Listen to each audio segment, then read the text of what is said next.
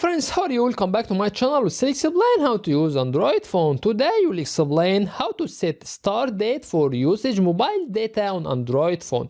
For example, if I want to calculate how much data I used for current time of the month, let me show you how can we do that.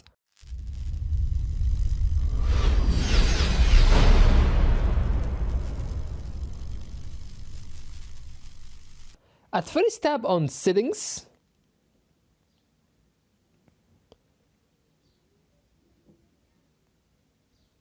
Then press on dual SIM cellular network.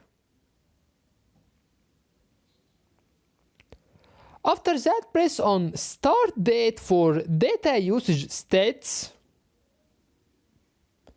Here you can check which time you want, from 1 day or 2 day or 3 day and so on. Let's make it 7 days.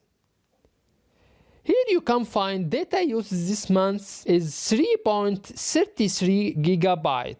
Here we reach to the end of the video. On this video, explain how to set start date for usage mobile data on Android phone. That's it. If you find that our content is helpful, you can support us by tap on subscribe.